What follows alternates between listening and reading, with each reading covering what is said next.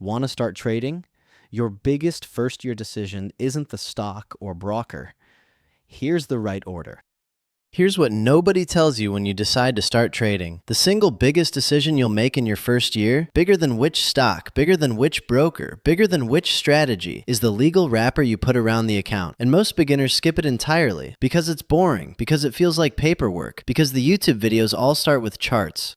But the wrapper shapes your tax bill more than your stock picks ever will. In the UK, a stocks and shares ISA gives you £20,000 a year of tax-free gains. $20,000 every year, resets each April. In the US, the IRA decision, Roth versus traditional, compounds for decades. It's the difference between paying tax now or never. In Canada, the TFSA does the same job. The EU has national wrappers, French PEA, German Riester, and a pan-European broker like Interactive Brokers lets you trade across them from one account. Get this wrong and the best stock pick of your life still pays full marginal tax on the gain. Get it right and a mediocre ETF compounds tax-free for 30 years. So before you do anything else, pick the jurisdiction, pick the wrapper, then find a broker that supports it. Next decision, what are you actually trading? You cannot start in everything at once. Pick one asset class for the first 90 days. And for almost every beginner, the answer is ETFs. Here's why. An ETF has a linear payoff. Price goes up, you make money. Price goes down, you lose money. No leverage doing the math for you. The underlying is audited, regulated, intuitive. You're owning a slice of real businesses. One global equity ETF gives you exposure to thousands of companies in a single ticker. Forex, heavily leveraged, macro-driven, better suited to intermediate traders. CFDs, ESMA's own disclosures show 70 to 89% of retail accounts lose money on them. Read that number again, 89%. Options are the most flexible instrument on the market and also the most cognitively punishing. Crypto is mostly unregulated outside the EU's MiCA framework. The pattern here matters. Derivatives and high volatility instruments compress months of learning into days of losses. Cash equities give you space to make mistakes cheaply. Start there, layer the rest in later, once you understand what a position actually is. Now the broker, highest stakes decision a beginner makes. The criteria in priority order.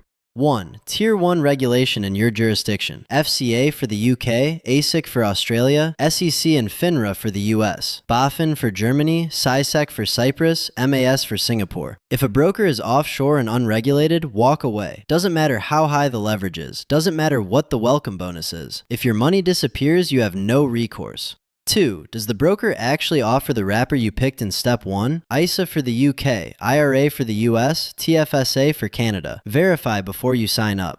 3. Does it cover your asset class? 4. What does a typical trade actually cost? Read the fee schedule, not the marketing. Compute total cost on a £1,000 example. 5. Is the platform usable? Open the demo and try to navigate it. 6. When something breaks at 9 p.m., can you reach a human? Most online accounts open in 1 to 3 business days. You'll need photo ID, proof of address dated within 3 months, a tax ID number, bank details, and honest answers to the employment and trading experience questionnaire. That questionnaire isn't a formality. Under MiFID II in Europe, brokers use it to gate you out of products you're not yet qualified for. Answer it straight.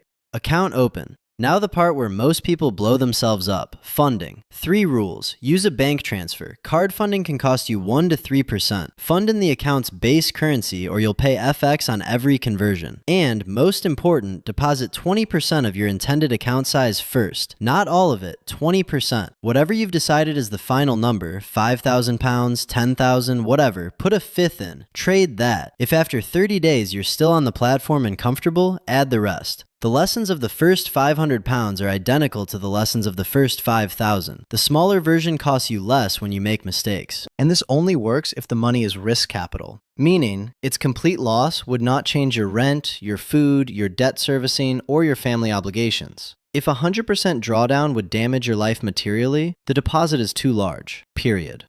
Typical starting deposits. £500 to £2,000 for ETF investing. $2,000 to $5,000 for active equity trading. US day traders need $25,000 minimum in a margin account. That's FINRA's pattern day trader threshold, or $2,000 to $5,000 in a cash account to dodge it entirely. Here's the step almost everyone skips. Paper trade for 4 to 8 weeks before you risk real money. Paper trading is simulated trading using the broker's actual interface with fake money. Almost every major platform offers it. For ones that don't, Robinhood, some bank platforms, TradingView's paper mode works. The goal isn't strategy. The goal is fluency. You should be as comfortable in the platform as you are in your email client. Minimum targets: 20 trades, mixing market orders, limit orders, stop losses, and stop limits. At least 3 should hit a stop. A journal entry for every single one. One defined strategy you're testing. Buy global ETF on dips is a defined strategy. Buy when it looks good is not. What paper trading teaches well: order mechanics, position sizing math, chart navigation, the platform's reporting screens. What it hides: the emotional pressure of real money, slippage during fast markets, partial fills, withdrawal friction. It covers maybe 80% of the technical learning at zero cost. The remaining 20% is what your first live trade is for. Which brings us to it, your first live trade. Smallest position the platform allows: 20 to 100 pounds of exposure. A liquid instrument, a FTSE 100 ETF, an S&P 500 ETF, a top 10 stock by market cap. Not a thinly traded AIM share where the spread eats your entire intended gain. A simple order: market or limit, nothing exotic. A defined exit written down before you place it. At what price do I close this? At what price do I take the loss? After it fills, you'll feel an emotional charge that paper trading did not produce. That feeling is the entire point of the exercise. It's calibration. How does your judgment change when real money is on the line? Better to find out on a 50-pound trade than a 5,000-pound one. And from trade 1 onward, journal everything: date, instrument, direction, size, entry, stop, target, the one-sentence rationale, the outcome, the one-sentence lesson.